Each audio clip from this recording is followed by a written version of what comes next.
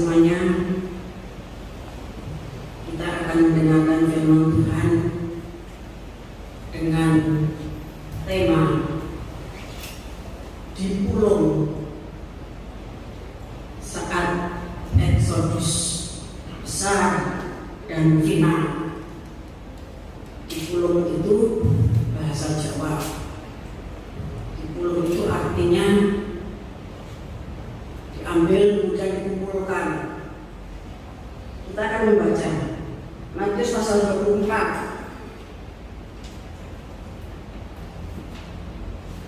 Kita baca ayat 27 sampai 28.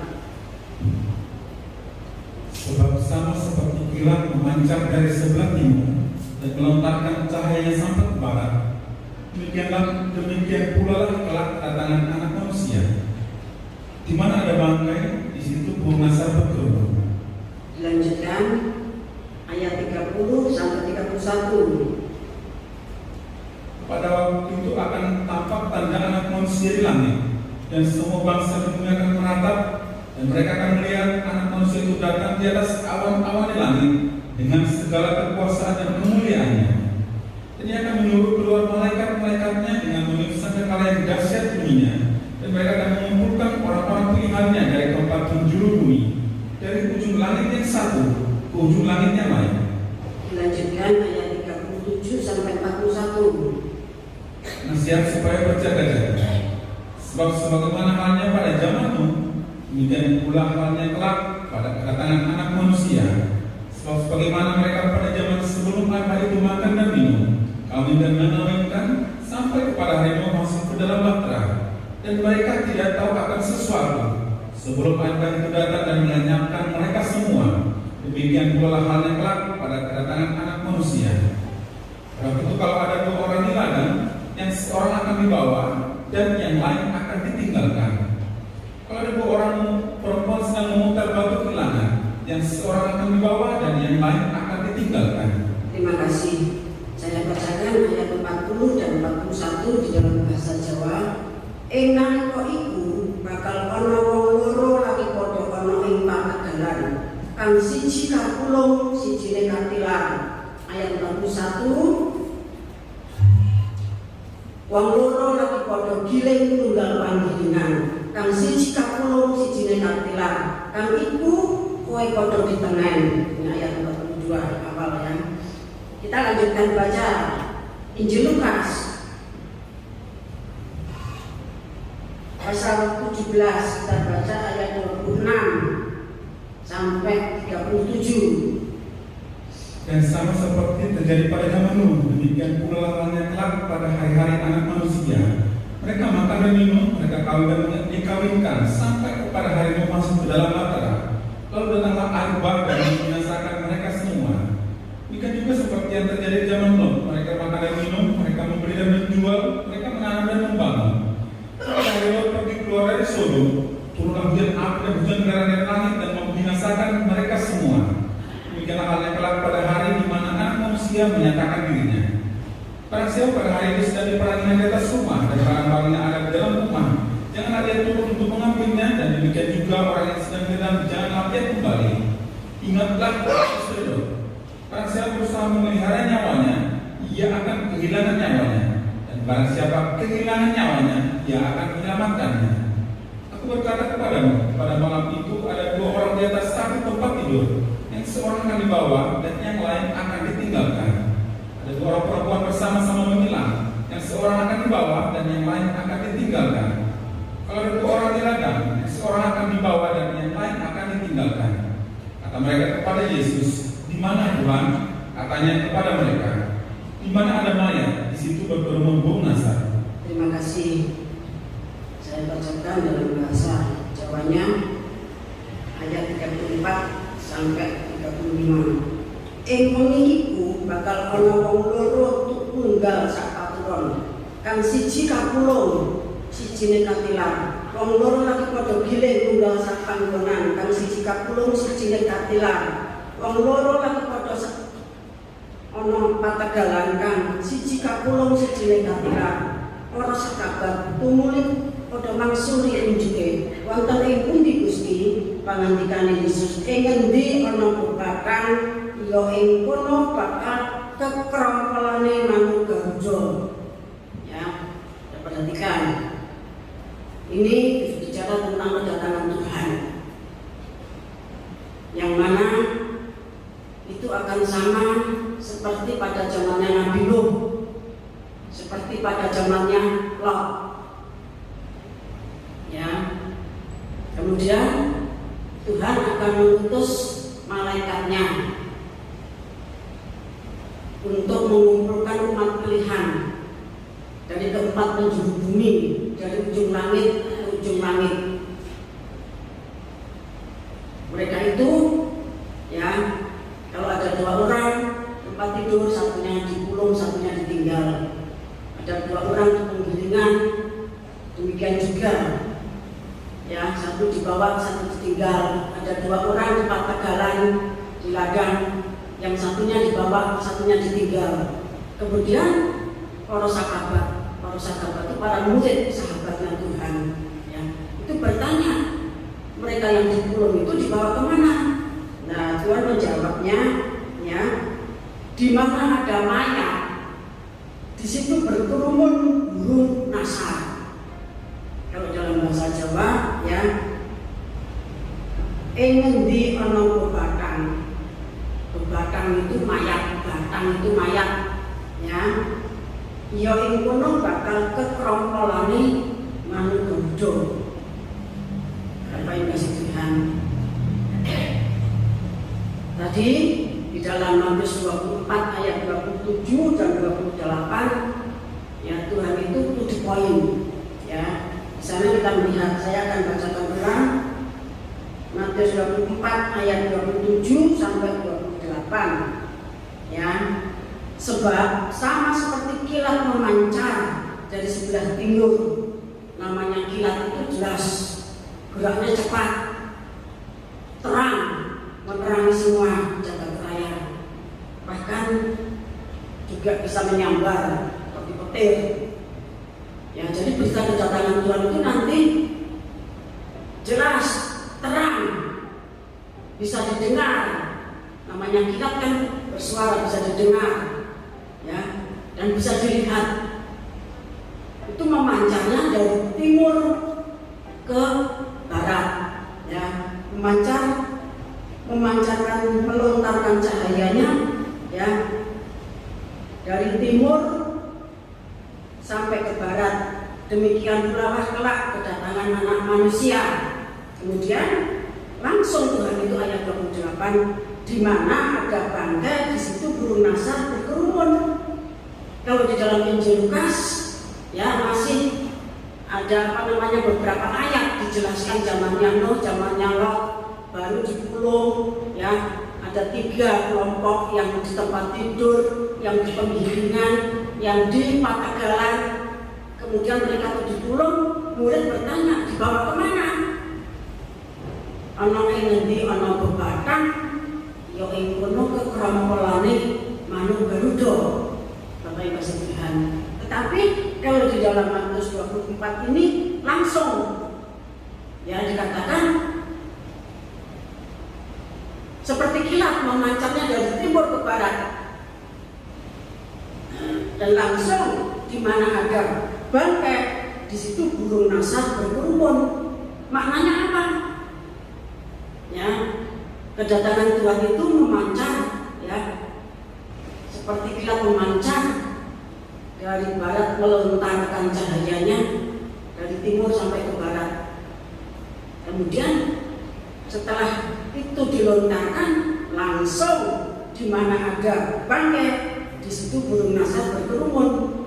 Bapak Ibu Tuhan, baru ayat bawahnya dijelaskan bahwa kedatangan Tuhan itu seperti pada zamannya Nabi Nuh, ya.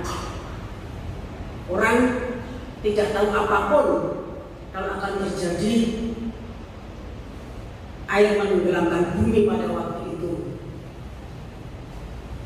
Namun demikian, Nuh dan keluarganya diselamatkan. Baru kemudian ayat di bawahnya, seperti Injil Lukas dikatakan, ada yang terkulung, ada yang ditinggalkan. dan malaikat akan mengumpulkan orang-orang pilihannya.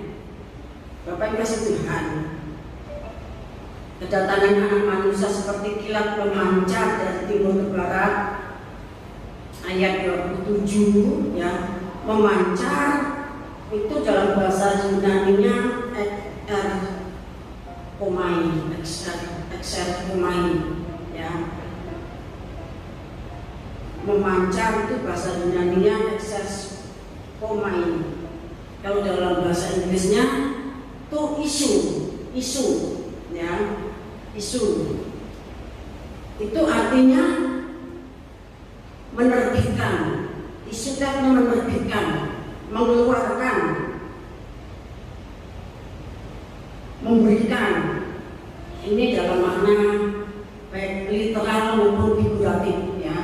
Isu itu artinya rilis ya, dirilis itu artinya dilepaskan.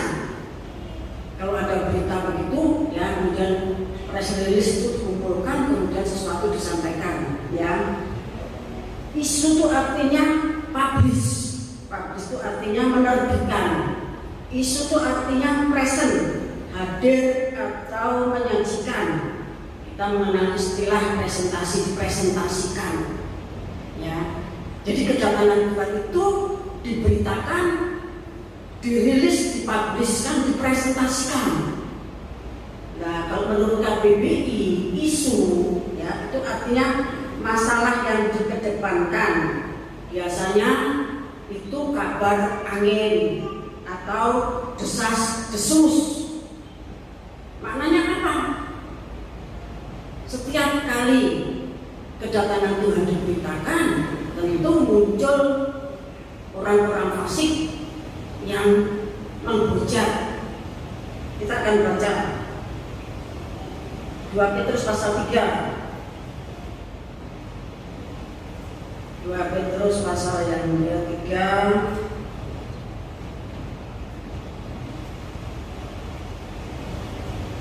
Kita baca ayat 1.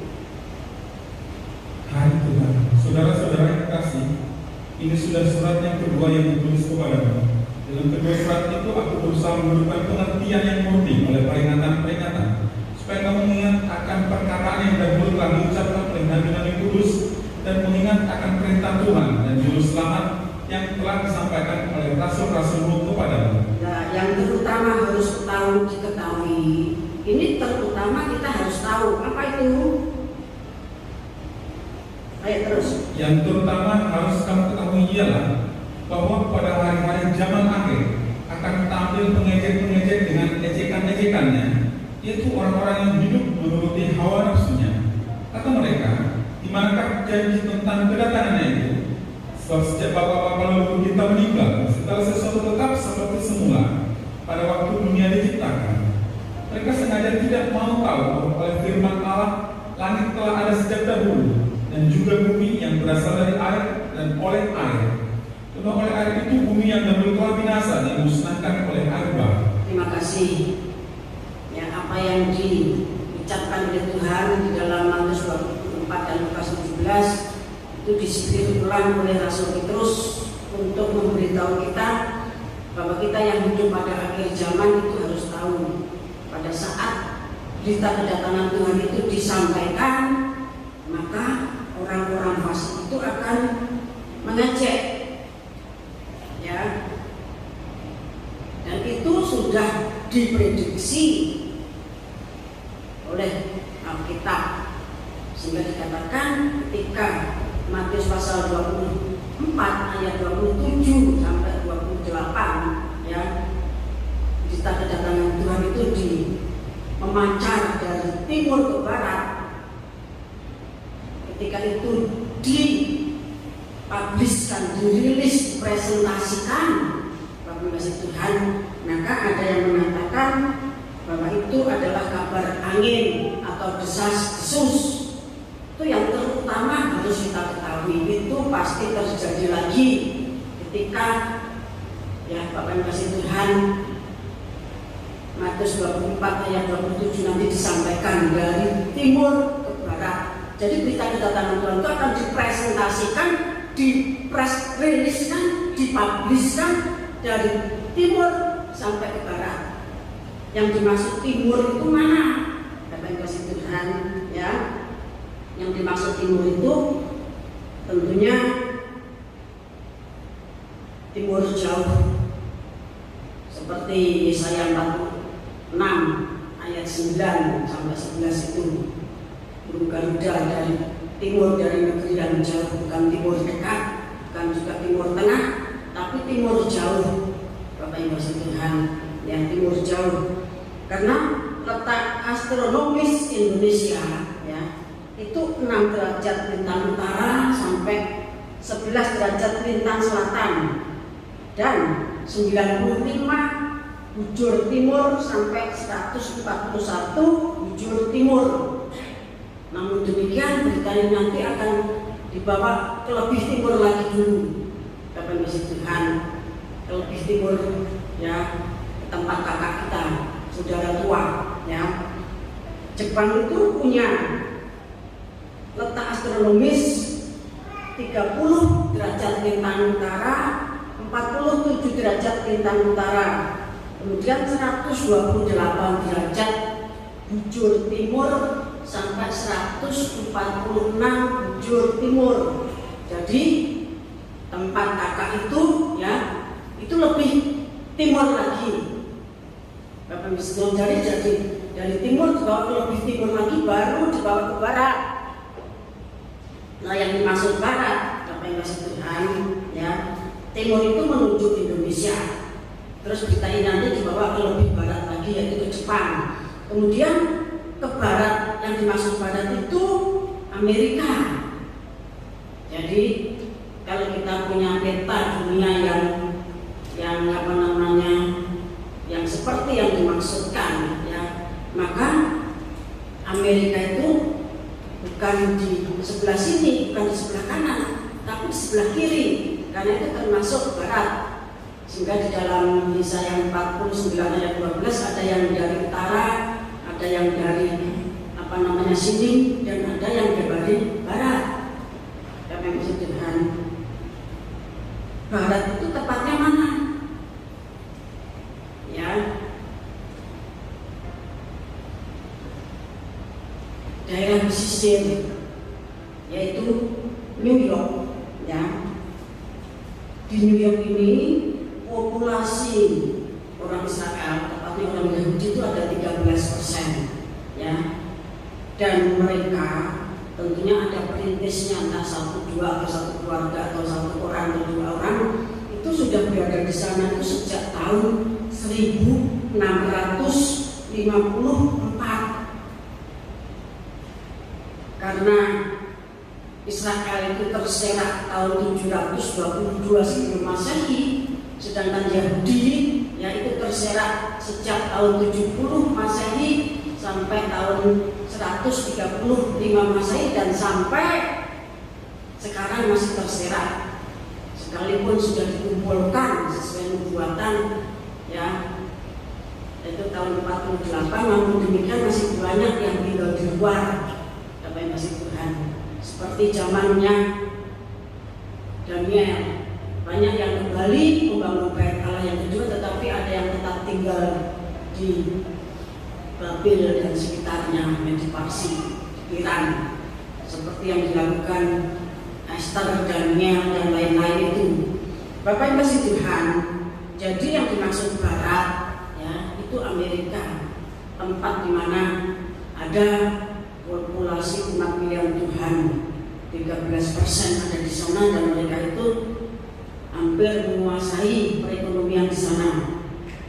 Bapak Ibu Tuhan, ya, Selasa Kliwon, ya, tanggal 19 April tahun 2022 itu terjadi teofani atau kristofani, seperti Kejadian 18 ayat 1 dan seterusnya.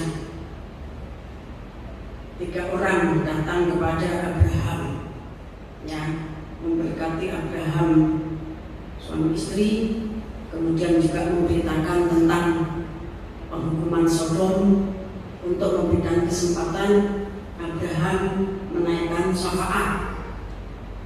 Ya, terjadi teofani atau kristofani, apa yang kasih Tuhan. Dalam hal ini, ya, Tuhan Yesus Kristus dengan sosok, penampilan dan wajah seperti 2000 tahun yang lalu. Ya, jadi wajahnya Tuhan, penampilannya Tuhan seperti dia ketika ada di bumi 2000 tahun yang lalu. Yang tentunya modelnya ya, seperti orang Israel atau seperti orang Yahudi yang Tuhan bersama 50 pesertanya itu datang ke New York, seperti Tuhan datang ke tempatnya Abraham. Kemudian mencari hotel ya di New York itu, dan kemudian sudah mendapatkan. Dan Tuhan tentunya di sana ada satu pekerjaan yang sedang dikerjakannya berkaitan dengan Matius 24 ayat 27 sampai 28 tadi. Bapak Ibu kasih Tuhan. Ya, jadi Tuhan itu setiap saat datang ke bumi dalam teofani, dalam kristofani. Namun demikian orang kan tidak bisa mengenali. Seperti orang Israel itu seperti orang Barat, apa yang kasih Tuhan. Dan itu terjadi Selasa Kliwon 19 April 2022. Apa yang kasih Tuhan. Kalau Tuhan itu bekerja, ya, Tuhan itu begitu maha cermat, maha observasi, maha sempurna, dan Tuhan tidak pernah melakukan suatu apapun sebelum rencananya itu dinyatakan kepada hambanya. Ketika Tuhan mau menghukum Sodom, Abraham diberitahu. Ya, demikian juga setiap saat ketika Tuhan menghukum Nineve, Yunus diberitahu, diutus ke sana, sehingga orang Nineve bertobat mulai dari raja sampai kepada binatangnya. Dan Nineve batal dihukum Tuhan. Yunus menjadi malu dan marah. Bapak yang kasih Tuhan. Jadi Tuhan itu setiap saat berkomunikasi kepada hambanya. Bapak yang bisa dikasih Tuhan tentang apa yang akan dilakukan. Sedangkan ayat 28 dari Matius 24, di mana ada bangkai, di situ burung nasab berkerumun. Kalau dalam bahasa Jawa RAI tahun 1961, dene ing ngendi ana pepathan, iya ing kono bakal kekrongkolane manuk Garuda. Kekrongkolan itu berkumpul. Anak-anak Garuda itu akan berkumpul. Kita akan membaca Yeskiel pasal 1. Kita baca ayat 5 sampai 10. Dan di tengah-tengah itu juga ada yang menyerupai 4 makhluk hidup dan berlibat kelihatannya mereka. Mereka menyerupai manusia. Ya, jadi keempat makhluk hidup itu, ya, kelihatannya mereka menyerupai manusia. Jadi keempat makhluk hidup itu manusia, menyerupai manusia. Terus tetapi masing-masing mempunyai 4 muka, dan pada masing-masing ada 24 sayap. Kaki mereka adalah lurus dan telapak kaki mereka seperti kuku anak lembu.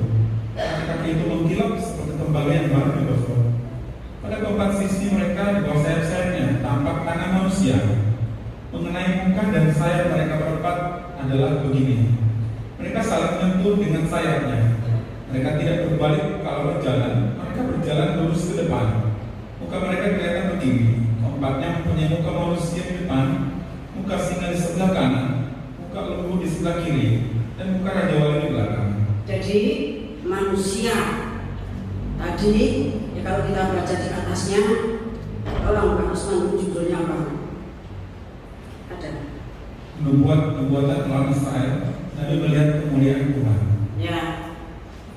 Nah, melihat kemuliaan Tuhan. Jadi kemuliaan Tuhan itu dinyatakan ya di dalam wujud 4 manusia yang menyerupai manusia, tetapi mukanya itu beda-beda ya. Muka mereka kelihatan begini ya. Ada muka manusia, muka singa, muka lembu, dan muka raja wali. Saya bacakan dalam bahasa Jawa ayat 5 ya dan 10. Mungguh pasemone raine padha kaya raine manusa. Ya, pasemone raine ya. Ing iringan tengen kabeh padha arai singa. Ya, ing iringan kiwa kabeh padha arai sapi.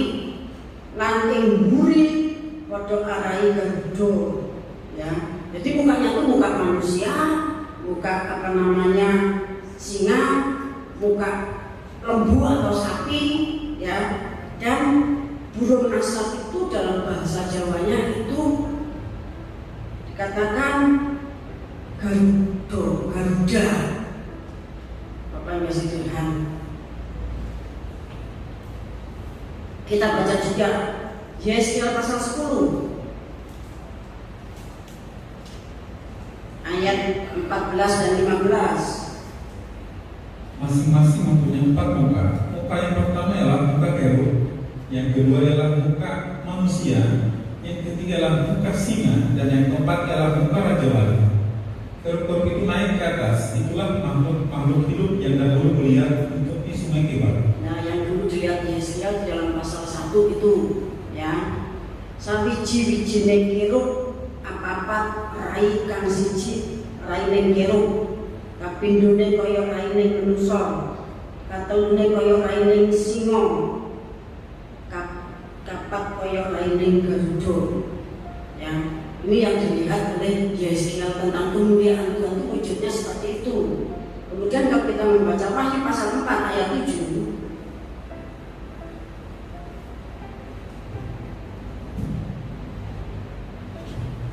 adapun makhluk yang pertama-tama seperti singa, makhluk yang kedua sama seperti anak lembu, dan makhluk yang ketiga mempunyai muka seperti muka manusia, dan makhluk yang keempat sama seperti burung nasar yang sedang terbang.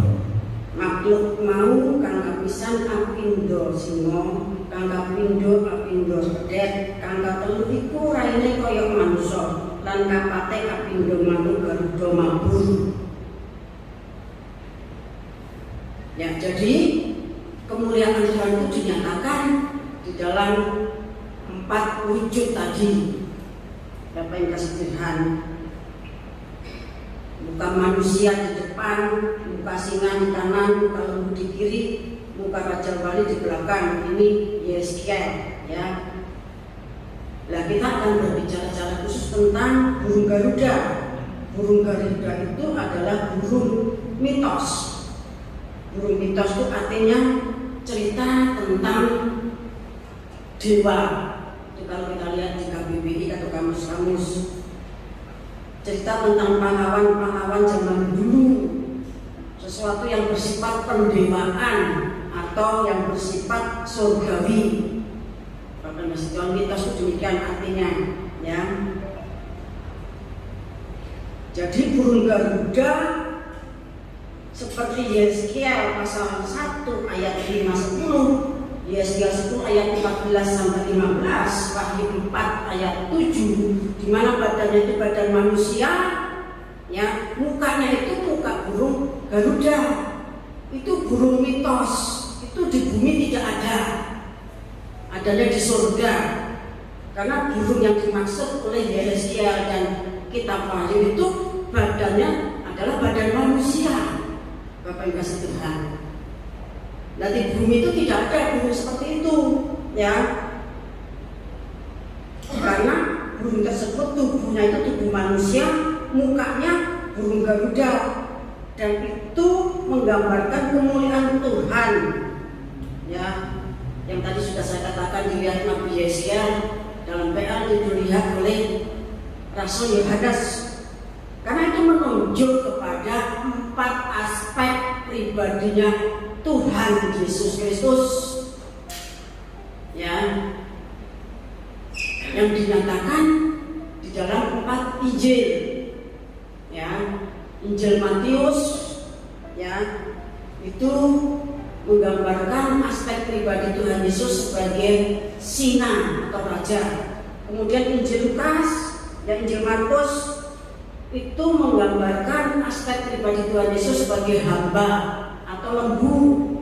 Kemudian Injil Lukas itu Tuhan Yesus sebagai manusia dalam kemuliaannya, ya, wajahnya wajah manusia. Kemudian Injil Yohanes itu menggambarkan sudut pandang atau aspek pribadi Tuhan Yesus sebagai Allah, ya, yang digambarkan dengan burung Garuda.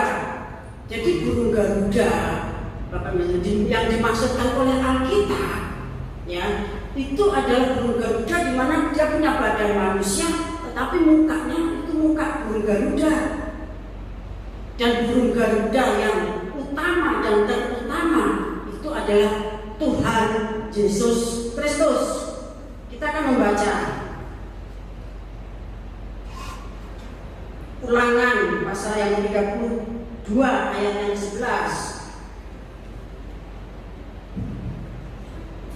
Laksana Raja Wali memgoyang-bangkitkan isi sarangnya, melayang-layang di atas anak-anaknya, mengembangkan sayapnya, menampung seekor, dan mendukungnya di atas tepaknya. Ya, jadi ada, kalau di sini ada Raja Wali dan ada juga anak-anak Raja Wali.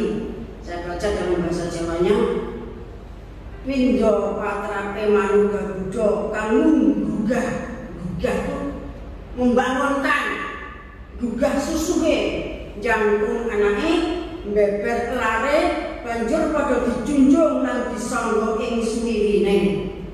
Jadi Tuhan itu adalah burung Garuda. Israel itu anak-anak Garuda,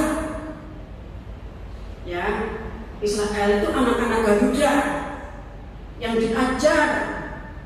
Demikian cara mengajar dari burung Garuda tadi. Susunya tuh digugah, goyang-goyangkan. Ada anaknya yang mencinta, ya, yang terjatuh, tetapi semuanya langsung disambar dengan cepat, ditaruh di punggungnya, dijatuhkan lagi, ditaruh lagi, diajar untuk terbang. Satu saat terbang mengatasi badai, tetapi satu saat Garuda itu harus nebok masuk ke tengah-tengah badai. Bapak Ibu Tuhan, ya, kita akan membaca Efesus pasal 5 ayat 32.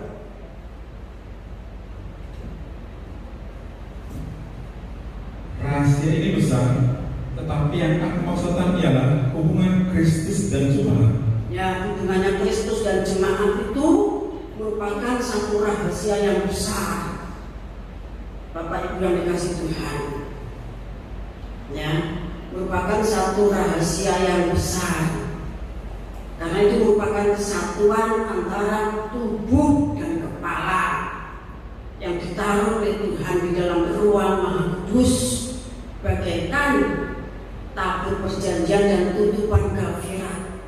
Tidak seorang pun boleh masuk ke dalam nikahnya orang, ke ruang maha sucinya orang sembarangan kalau dia tidak dipakai dalam pelayanan imam besar. Ya, kalau dia tidak dipakai dalam pelayanan imam besar, itu pun harus membawa darah dan ukupan.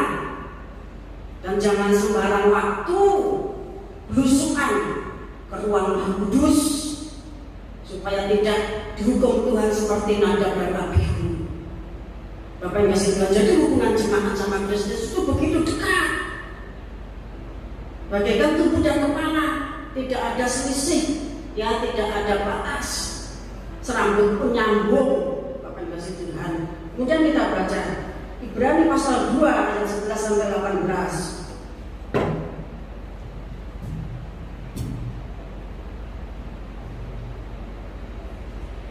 Sebab Dia yang menguduskan dan mereka yang dikuduskan, mereka semua berasal dari satu. Itulah sebabnya Ia tidak malu menyebut mereka saudara. Nah, ini hubungan Tuhan Yesus dan umat manusia. Dikatakan mereka itu berasal dari satu, ya, dan Tuhan itu tidak malu menyebut mereka itu saudaranya. Terus sebab Ia memutuskan dan mereka yang katanya, aku akan memberitakan namamu kepada saudara-saudara. Aku akan memberitakan namamu kepada saudara-saudaraku dan memuji-muji engkau di tengah-tengah jemaat. Dan lagi, aku akan menaruh kepercayaan kepadanya. Dan lagi, sesungguhnya inilah aku dan anak-anak yang telah diberikan Allah kepadaku. Karena anak-anak itu adalah anak-anak dari darah dan daging, maka dia juga menjadi sama dengan mereka dan mendapat bagian dalam keadaan mereka. Supaya oleh kematiannya ia memusnahkan dia, yaitu iblis yang berkuasa atas maut. Dan supaya dengan jalan demikian ia membebaskan mereka yang seumur hidupnya berada dalam perkembang oleh karena takutnya kepada maut. Sebab sesungguhnya bukan malaikat-malaikat yang ia kasihani, tetapi keturunan Abraham yang ia kasihani. Itulah sebabnya maka dalam segala hal ia harus disamakan dengan saudara-saudaranya, supaya ia menjadi imam besar yang menaruh belas kasihan dan yang setia kepada Allah untuk menyelamatkan dosa seluruh bangsa. Sebab oleh karena dia sendiri telah menderita karena pencobaan, maka dia dapat menolong mereka yang dicobai. Ya, ini Tuhan Yesus Kristus. Sekalipun dia itu Allah, dia itu pencipta, dikatakan dia menjadi manusia untuk menolong manusia ciptaannya. Bahkan sudah perhatikan ayat 17, saya bacakan ulang. Itulah sebabnya maka dalam segala hal ia harus disamakan dengan saudara-saudaranya. Dalam segala hal, ya, ia guru besar Tuhan Yesus Kristus itu harus disamakan dengan saudara-saudaranya, yaitu kita manusia yang ditebus. Kalau Tuhan itu Garuda, maka anak-anaknya itu anak-anak Garuda. Maka di mana ada bebatan, di mana ada, ya, anak domba yang sudah tersembelih seperti Wahyu pasal 5, di sanalah berkumpul anak-anak Garuda tersebut. Seperti Ulangan 32 ayat 11 tadi, ya, dia kepala, kita tubuhnya. Tuhan Yesus itu menjadi satu kesatuan dengan hierarki. Dia satu kepala dari hierarki, baru malaikat Garuda, malaikat sang surya, dapat masih Tuhan, kemudian 70 penatua 490 penghulu. Itu merupakan satu kesatuan di dalam hierarki. Kalau ada 7 guru, maka Tuhan Yesus Kristus itu juga sang Maha Guru. Itu sangat dipahami oleh anak-anak Zebedeus, Yakub dan Yohanes yang disebut anak-anak guru, ya, sehingga dia minta dalam kemuliaan nanti satu ditaruh sebelah kanan, satu sebelah kiri, seperti doa mamahnya Bapak yang kasih Tuhan, ya. Jadi dalam segala hal ia harus disamakan dengan saudara-saudaranya. Jadi kalau kita itu menjadi tubuh Kristus, itu bukan karena kita itu kurang ajar, merucak, ya, nyolot kalau orang katakan zaman sekarang, atau pansos atau apa, bukan. Itu memang kehendak dia. Dalam segala hal dia disamakan. Kalau kita mengatakan kita ini anak-anak Garuda, karena Tuhan Yesus Kristus itu adalah burung Garuda. Seperti Yesaya pasal 1 ayat 5 sampai 10 tadi. Yesaya pasal 10 ayat 14-15. Wahyu pasal 4 ayat 7. Bapak kasih Tuhan. Kalau dia itu Garuda yang melatih anak-anaknya, maka kita ini anak-anak Garuda yang pada saat nanti Bapak kasih Tuhan, berita kedatangan Tuhan itu dipubliskan, dirilis, dipresentasikan, baru dipresentasikan, ya. Maka itu dari timur ke barat, dan kemudian Bapak masih begitu selesai dipresentasikan, maka kita akan dibawa ke tempat di mana ada bubatan. Di situ ada kegerombolan anak Garuda. Bapak kasih Tuhan, Bapak kasih Tuhan, ya. Kita baca juga 1 Yohanes 3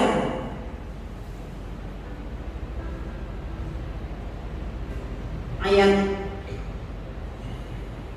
1 sampai 3. Lihatlah betapa besarnya kasih yang dikaruniakan Bapa kepada kita, sehingga kita disebut anak-anak Allah. Dan memang kita adalah anak-anak Allah. Karena itu dunia tidak mengenal kita, sebab dunia tidak mengenal Dia. Saudara-saudaraku yang kekasih, sekarang kita adalah anak-anak Allah, tetapi belum nyata apa keadaan kita kelak. Akan tetapi kita tahu bahwa apabila Kristus menyatakan dirinya, kita akan menjadi sama seperti Dia. So, kita akan melihat Dia dalam keadaannya yang sebenarnya. Setiap orang yang menaruh pengharapan itu kepadanya menyucikan diri sama seperti Dia yang adalah suci. Ya, kita anak-anak Allah. Tapi nanti pada saat Kristus itu menyatakan diri, kita akan menjadi sama seperti Dia. Dalam hal apa? Dia kepala, kita tubuh. Ya, Dia anak domba yang sudah tersembelih, maka pengantin perempuan mempelai anak domba itu akan ada bersama Dia. Bapak yang kasih Tuhan, ya. Ini adalah isi hati dan kehendak dan kecintaannya Tuhan kepada kita manusia yang dicipta menurut gambar dan rupa Tuhan. Kita itu dicipta menurut gambar dan rupa Tuhan. Dan ketika manusia itu jatuh dalam dosa, Bapak Ibu yang dikasih Tuhan, ya, kita tetap ciptaan Tuhan.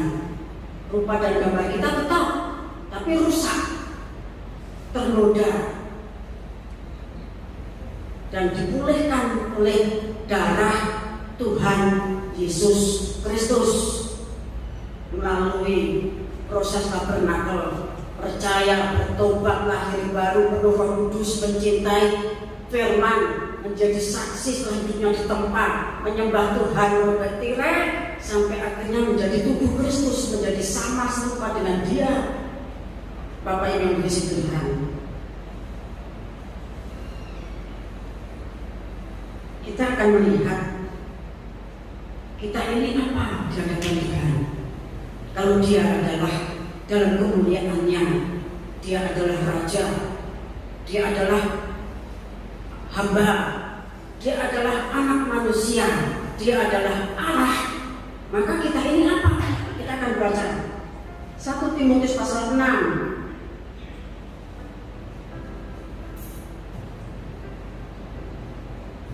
ayat 11-12. Pesan penutup. Tetapi engkau, hai manusia Allah, jauhilah. Engkau, kita adalah manusia Allah.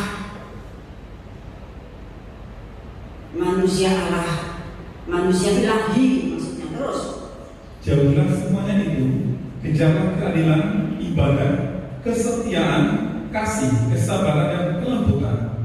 Bertandinglah dalam pertandingan iman yang benar, dan rebutlah hidup yang kekal. Untuk itulah engkau telah dipanggil dan telah engkau ikrarkan ikrar yang benar di depan banyak saksi. Ya, manusia ilahi, manusia Allah itu adalah mereka yang menjauhi semua kejahatan dan terutama tentang cinta akan uang. Kalau kita membaca 1 Timotius 6 ayat 10, ayat-ayat di bawahnya, ya, kita ini manusia ilahi, manusia Allah. Kita menjauhi semuanya apa yang diceritakan di atas itu.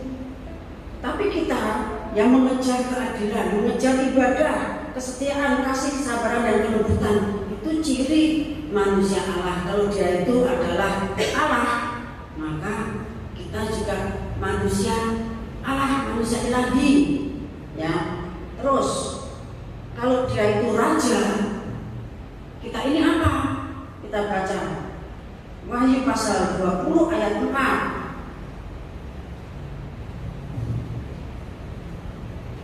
Lalu aku melihat tahta dan orang-orang yang duduk di atasnya. Pada mereka diserahkan kuasa untuk menghakimi. Aku juga melihat jiwa-jiwa mereka yang telah dipenggal kepalanya karena kesaksian tentang Yesus dan karena firman Allah, yang tidak menyembah binatang itu dan patungnya, dan yang tidak juga menerima tandanya pada dahi dan tangan mereka, mereka hidup kembali dan memerintah sebagai raja bersama-sama dengan Kristus untuk masa 1000 tahun. Ya, ini orang-orang yang masuk kesusahan besar sejak zaman gereja perdana. Mereka yang dipenggal kepalanya, mereka itu nanti akan bangkit memerintah sebagai raja, karena kerajaan surga itu luas sekali Bapak Ibu Tuhan ya. Maka mereka itu akan menjadi raja. Kalau dalam perumpamaan Lukas pasal 19 ayat 17 dan 19, perumpamaan tentang Minang ya, yang dipercaya 10 Bapak Ibu Tuhan. Ada yang dipercaya 1, ada yang dipercaya 5. Maka sesuai dengan kemampuan yang mengembangkan mereka itu nanti di dalam kemuliaan dipercaya 10 kota, dipercaya 10 kota, dipercaya 5 kota. Tetapi yang tidak berkembang dihukum. Bapak Ibu Tuhan, saya kalau dipercaya 5 kota atau 10 kota itu tentu jabatannya raja wilayah ya, bisa dikatakan gubernur atau sultan. DIY ini ya 5 kota, 4 kabupaten dan 1 kota madya. Yang menjadi raja ya membawahi 5 kota. Bapak masih Tuhan. Nah, kalau dia membawahi 10 kota, Bapak Ibu masih Tuhan ya, seperti Bali itu ada 9 kota ya, ada gubernurnya, Jawa Barat, Jawa Tengah, Jawa Timur. Nah itu maknanya seperti itu.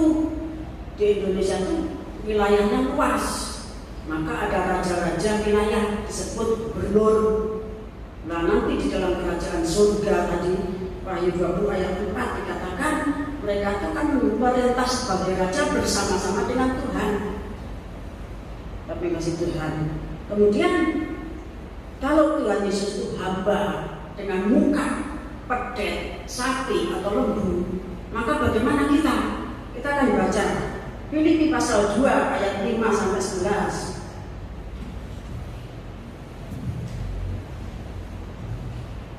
Hendaklah kamu dalam hidup bersama menaruh pikiran dan perasaan yang terdapat juga dalam Kristus Yesus, yang walaupun dalam rupa Allah tidak menganggap kesetaraan dengan Allah itu sebagai milik yang harus dipertahankan, melainkan telah mengosongkan dirinya sendiri dan mengambil rupa seorang hamba menjadi sama dengan manusia. Dalam keadaan sebagai manusia yang telah merendahkan dirinya dan taat sampai mati, bahkan sampai mati di kayu salib. Itulah sebabnya Allah sangat meninggikan dia dan mengaruniakan kepadanya nama di atas segala nama, supaya dalam nama Yesus bertekuk lutut segala yang ada di langit dan yang ada di atas bumi dan yang ada di bawah bumi, dan segala lidah mengaku Yesus Kristus adalah Tuhan, bagi kemuliaan Allah Bapa. Ya, jadi kita harus punya perasaan seperti juga yang ada di dalam Kristus. Kalau dia itu Allah, dia tidak malu menjadi manusia. Bahkan itu kerinduannya yang sudah dirancangkan sebelum dunia diciptakan, untuk menjadi sama dengan ciptaannya, menjadi saudara, menjadi kepala atas tubuhnya. Ya, nah kita harus punya perasaan yang sama. Perasaan apa? Kalau dia itu Allah, dia menjadi hamba. Apalagi kita memang manusia dan kita berdosa. Kita percaya kepada dia, maka kita juga harus menjadi hamba yang taat. Taatnya bukan setengah, bukan 3/4, bukan 90%, tetapi taat sampai mati. Tapi Kristen, maka nanti akan dipermuliakan dengan kemuliaan yang dasar. Maka kita akan baca lebih lanjut. Kita adalah manusia Allah. Kita adalah raja. Huruf kecil, kami kasih Tuhan, sesuai dengan perjuangan saudara mengembangkan Minang, kami kasih Tuhan, maka saudara akan berkuasa atas kota-kota yang ditetapkan Tuhan. Ya. Kemudian kalau Tuhan Yesus hamba, kita juga menjadi hamba dalam banyak hal. Kemudian kalau dia itu adalah Garuda, maka kita juga anak-anak yang dilatih seperti Ulangan 32 ayat 11 tadi. Kita baca Matius 24 ayat 28.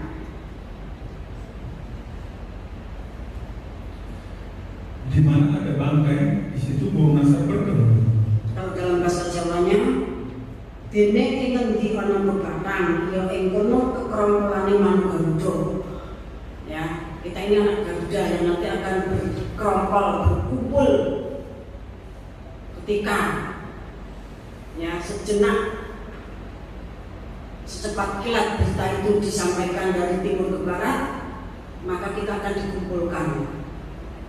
Secepat kilat berita itu terang, berita itu jelas, berita itu yang tersebar, dirilis, dipubliskan, dipresentasikan, maka secepat itu kita akan diambil untuk berkumpul bersama bebatang, bersama mayat, bersama anak domba yang sudah bersembelih.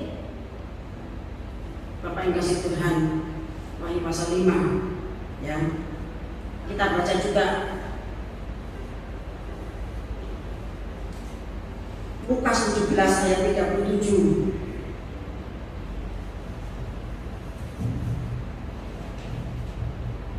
Kata mereka kepada Yesus, di mana Tuhan? Katanya kepada mereka, di mana ada mayat, di situ bertemu burung nasar. Ya, ini sama dengan Matius 24 ayat 28 tadi. Ya. Kemudian kita baca Mazmur 103 ayat 1 sampai 5.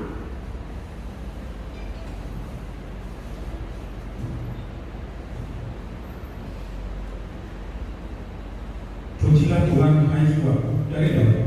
Pujilah Tuhan, hai jiwaku, pujilah namanya yang kudus, hai segenap batinku. Pujilah Tuhan, hai jiwaku, dan janganlah lupakan segala kebaikannya.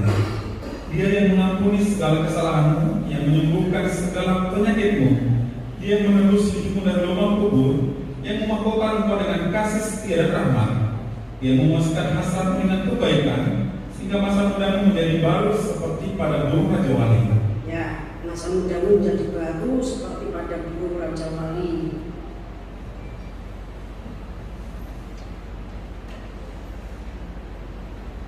Burung Raja Wali, Raja Daud, ya, dia menyatakan diri bahwa dia itu burung Raja Wali karena dia memang orang Israel.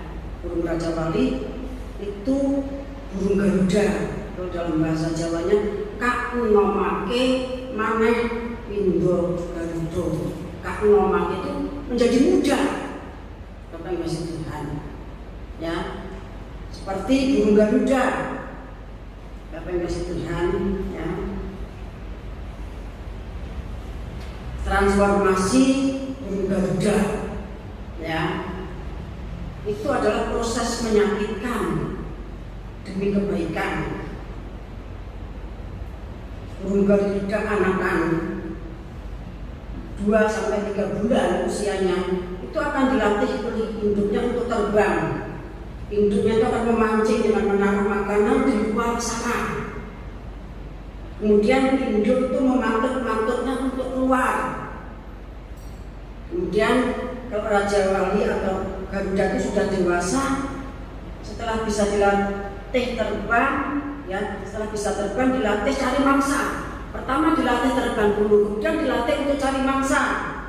Nah, jadi Raja Wali anakan, Raja Wali dewasa, kemudian Raja Wali tua, Garuda yang sudah tua, Bapak Ibu Tuhan, umurnya 40 tahun, ya, fisiknya mulai menurun, paruhnya mulai retak, bengkok, sehingga sulit mengatur, bulunya menebal, sehingga menghambat untuk terbang, kuku-kukunya tidak tajam lagi, sehingga sulit untuk mencengkeram mangsa.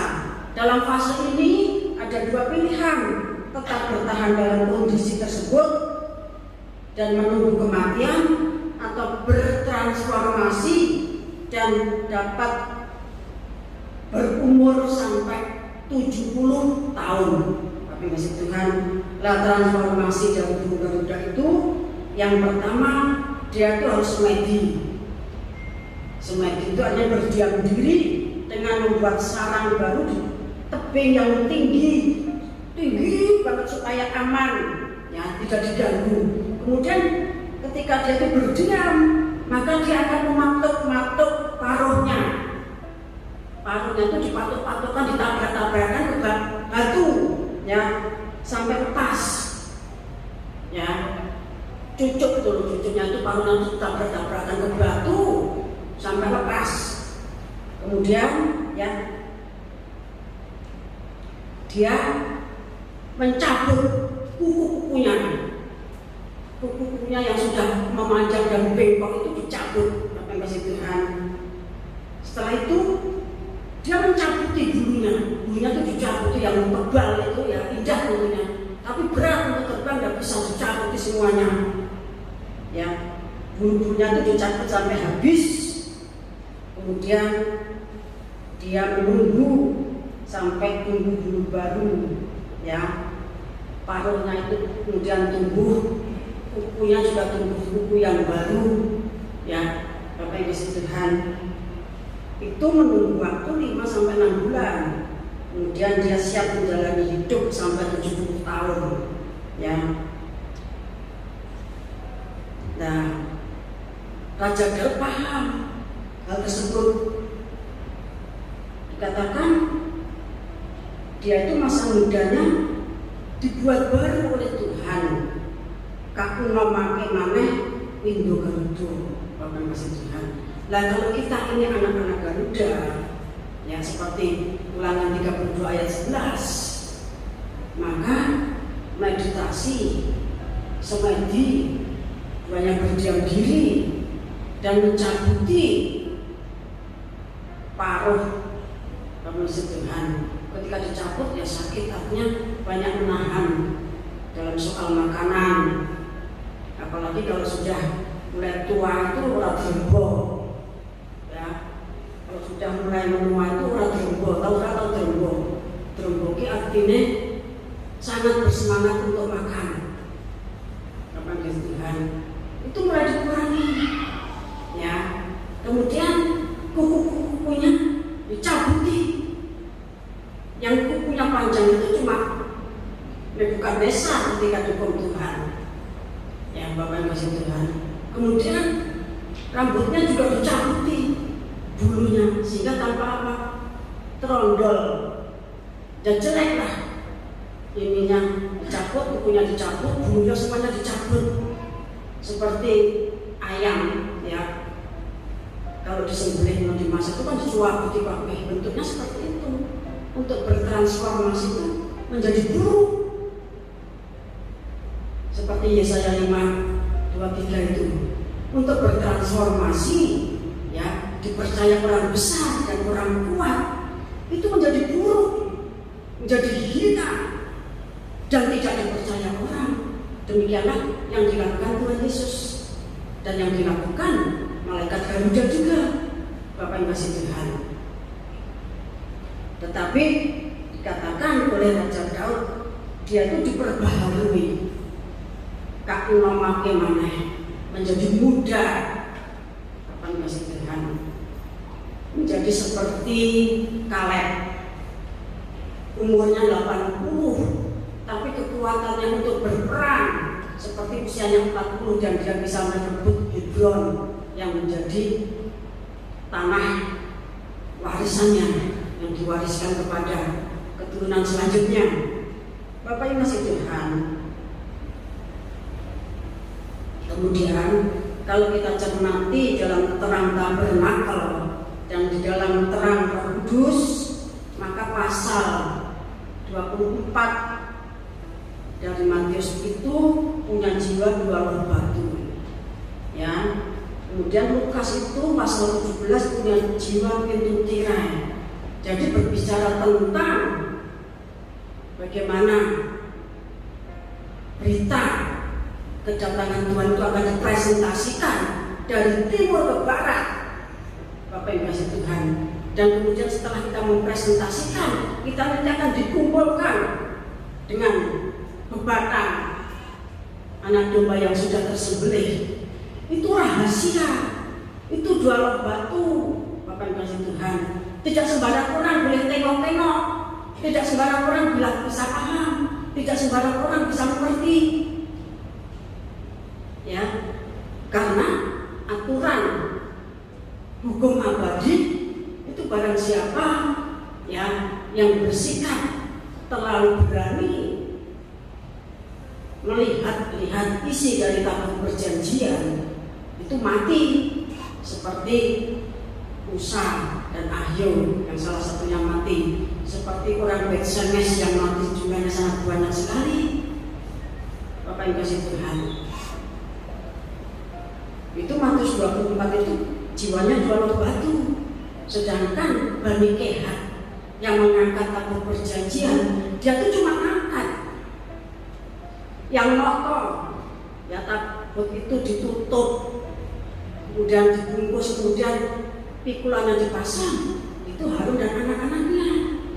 Bani Kehat sudah semuanya ditata, di-prepare, ya ditutup, dipasang pikulannya. Baru Bani Kehat itu dipanggil untuk menyusun. Mereka tidak boleh waktu sedang ditata, ditutup itu ingat-ingat, tengok-tengok, mati. Bapak yang kasih Tuhan. Ya, demikian juga pasal 17 itu yang berbicara tentang ya si jine kapulung, si jine katilar dibawa kemana? Tuhan menyembunyikan. Di mana ada bangkai, di situ kekerompolannya anak yang duduk. Kan orang kan berpikir wah bangkai, batang, ya itu cara Tuhan menyembunyikan rahasianya. Itu pintu tirai, Bapak yang kasih Tuhan. Tentunya tidak dipahami oleh orang yang di luar pintu gerbang, tidak dipahami oleh orang yang ada di halaman. Bapak yang kasih Tuhan. Pasal-pasal dan ayat-ayat tersebut sulit dinalar. Nalar itu artinya akal budi. Nalar itu artinya berpikir logis. Nalar itu artinya proses mental. Artinya dinalar, dipikir seperti apapun itu sulit, tapi kasih Tuhan. Ya sulit untuk memahaminya. Sudah jiwanya 2 loh batu dan pintu tirai, tapi kasih Tuhan. Sulit untuk dinalar, sulit untuk dipahami. Namun demikian, ya saya akan sampaikan intisari dari pemberitaan ini adalah yang pertama itu berita kedatangan Tuhan itu akan dipubliskan, akan dipubliskan, dirilis, akan dipresentasikan dari timur ke barat ketika Wahyu 10 itu digenapi. Ya, ketika Wahyu 10 itu digenapi. Hari Rabu saya janji ya, 7 teka-teki itu akan saya tanyakan. Dan ketika saya tanyakan, ya itu berbicara tentang semua perkara yang mustahil. Tapi ketika Wahyu pasal 10 itu digenapi, maka teka-teki itu sudah dijawab. Jawabannya demikian. Ya, ketika Wahyu pasal 10 itu digenapi, maka teka-teki itu sudah dijawab. Dan tentang Wahyu pasal 10, Bapak Ibu Tuhan, itu sepanjang umur umat manusia ada di muka bumi, Wahyu pasal 10 itu ya cuma sekali itu. Hanya tidak terulang berkali-kali. Itu perkara yang sangat mustahil, tapi itulah rencana Tuhan yang pasti digenapi. Dan itu merupakan branded, ya, brandednya kitab Wahyu, branded dari pewahyuan kitab Wahyu, itu Wahyu pasal 10, Bapak yang kasih Tuhan, ya, sehingga intinya berita kedatangan Tuhan itu nanti akan dipubliskan, dirilis, dipresentasikan dari timur ke barat, dari Jepang, dari Indonesia, Jepang, terus sampai ke Amerika, di New York, ya, terus kelilingnya nanti gimana itu nanti, ya. Tapi kasih Tuhan. Dan itu terjadi ketika Wahyu pasal 10 digenapi. Kemudian yang selanjutnya, ketika bait suci itu dibuka, Wahyu pasal 11 ayat 19 itu adalah saat bahtera Tuhan yang besar 3 kali bumi muncul ke permukaan, terjadilah kilat dan geruh-geruh gempa bumi yang dahsyat dan hujan es lebat, sehingga terjadilah peristiwa seperti pada zamannya Nabi Nuh dan Lot. Kita baca Wahyu pasal 11 ayat 19.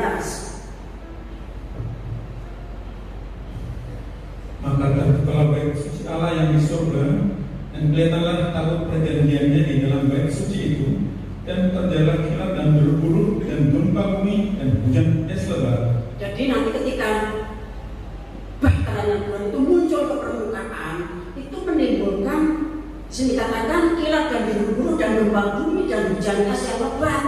Sehingga Tuhan katakan di dalam Injil Matius akan terjadi peristiwa seperti pada zamannya Nabi Nuh dan zamannya Lot. Itu ketika perahu itu muncul yang besarnya itu 3 kali yang bumi itu nanti keluar muncul ke permukaan. Bapak yang kasih Tuhan, terjadi peristiwa seperti zamannya Nabi Nuh. Wahyu 11 ayat 19. Kemudian setelah bahteranya Tuhan itu muncul, maka Matius 24 ayat 31, malaikat itu akan mengumpulkan ya orang-orang pilihan, siji kapulung, siji katilar, siji kapulung, siji katilar, untuk dibawa di pulau itu ada dikumpulkan. Bapak yang kasih Tuhan ya. Jadi sejarahnya ceritanya demikian. Yesus digenapi, kemudian berita kedatangan Tuhan itu dipresentasikan. Tuhan belum datang, baru dipresentasikan, diisukan, dirilis, ya, dipubliskan. Kemudian perahu itu bahtera itu muncul. Nah, kemudian yang malaikat mengambil orang-orang pilihan di pulau tadi, dibawa masuk. Nah, di dalam kapal ngapain? Melaksanakan kegenapan kitab Wahyu. Wahyu pasal 1 kita nanti akan melihat dengan mata kepala penampilan imam besar agung yang dinyatakan dalam Wahyu pasal 1 itu. Kemudian Wahyu pasal 2 dan 3 dan seterusnya. Bapak yang kasih Tuhan, kita akan baca sebagai ayat terakhir Keluaran pasal 40.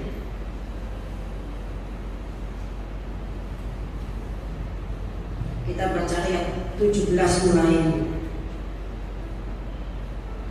Ayat 1 sampai 16 itu perintah, sedangkan ayat 17 itu pelaksanaan.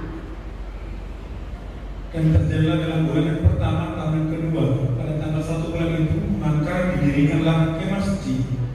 Musa mendirikan kemah suci itu, dipasangnya alas-alasnya, ditaruhnya papan-papannya, dipasangnya kayu-kayu tintangnya, dan didirikannya tiang-tiangnya.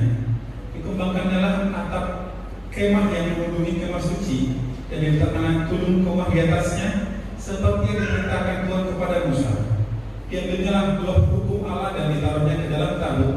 Dikenakan kayu pengusung pada tabut itu dan diletakkannya tutup pendamaian di atas tabut itu. Jadi ketika kemah itu sudah terbangun, Bapak Tuhan, itu seperti kotak itu, ya, pintunya itu yang 3 itu masih belum dipasang, jadi masih terbuka. Tudungnya sudah dipasang seperti kotak gitu. Ya, kemudian masuk pertama itu yang nomor 1 itu loh hukum Allah itu ditaruh dalam tabut. Loh hukum Allah itu ya tadi saya katakan Matius 24 itu terkena 2 loh batu. Jadi peristiwa itu terjadi dulu ya, ditaruh di dalam tabut, kemudian kayu pengusung itu dipasang pada tabut, kemudian diletakkan untuk pendamaian. Terus ayat 21. Dibawanya tabut itu ke dalam kemah suci, digantungkannya tabut penunung dan dipasangnya sebagai penunung di depan tabut hukum Allah, seperti yang diperintahkan Tuhan kepada Musa. Nah, setelah dipasang, dibawa masuk ke ruang maha suci. Kemudian baru pintu tirainya dipasang. Kemudian ayat 22. Ditaruhnya meja di dalam kemah pertemuan pada sisi kemah suci di sebelah utara di depan tabut itu. Diletakkannya di atasnya roti sajian menurut susunannya di hadapan Tuhan, seperti yang diperintahkan Tuhan kepada Musa. Tempatnya lah tampil di dalam kemah pertemuan berhadapan dengan meja itu pada sisi kemah suci sebelah selatan. Dipasangnya lampu-lampu di atasnya di hadapan Tuhan, seperti diperintahkan Tuhan kepada Musa. Tempatkannya mesbah emas di dalam kemah pertemuan di depan tabir itu. Dibakarnya di atasnya ukupan dari wangi-wangian, seperti diperintahkan Tuhan kepada Musa.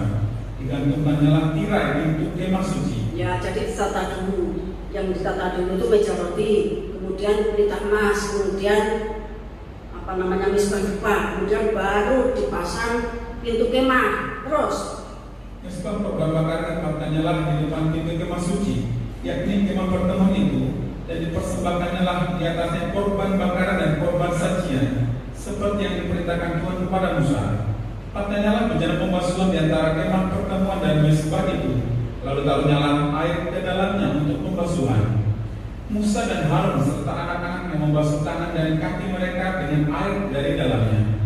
Apabila mereka masuk ke dalam kemah pertemuan, dan apabila mereka datang mendekat kepada mesbah itu, maka mereka membasuh kaki dan tangan, seperti yang diperintahkan Tuhan kepada Musa. Didirikannya tiang-tiang pelataran sekeliling kemah suci dan mesbah itu, dan digantungkanlah tirai pintu gerbang pelataran itu. Demikianlah diselesaikan Musa pekerjaan itu. ya, jadi yang terakhir itu baru dipasang tiang-tiang pelataran dan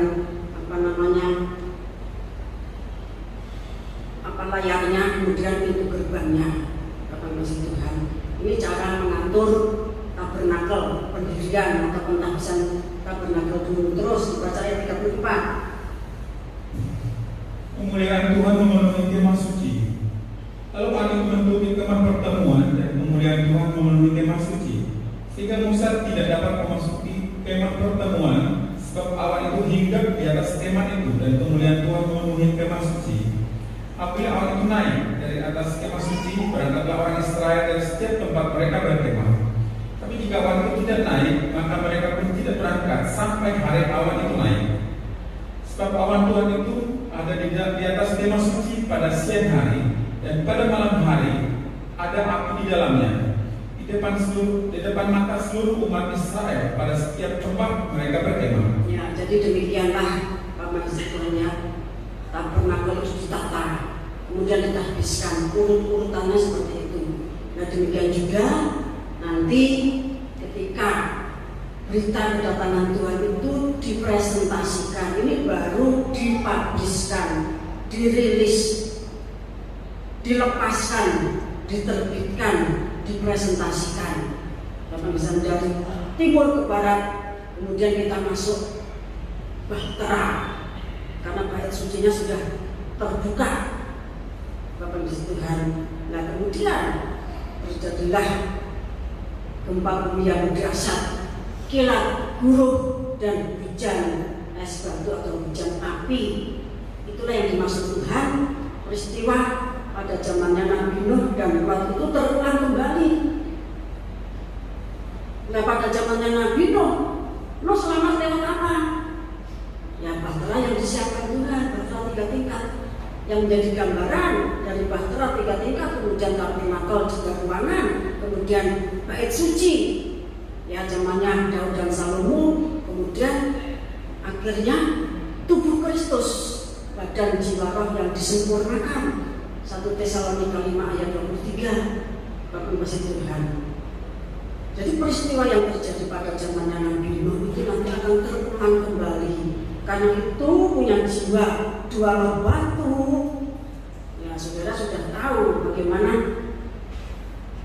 yang makna dari 2 loh batu, ataupun kalau Lukas 17 itu pintu tirai. Bapak yang Masih Tuhan, ya, kiranya Roh Kudus semakin mencengkeram kita semuanya, kita dibuat paham, kita dibuat mengerti, kita dibuat lembut, kita dibuat oleh Tuhan memiliki hati nurani yang baik. Bapak Yesus Tuhan, dijauhkan dari antara kita sifat seperti manusia akhir zaman, manusia-manusia fasik yang selalu mengejek berita kedatangan Tuhan. Bapak yang kasih Tuhan, kita akan pujikan satu pujian Yesaya 5:23.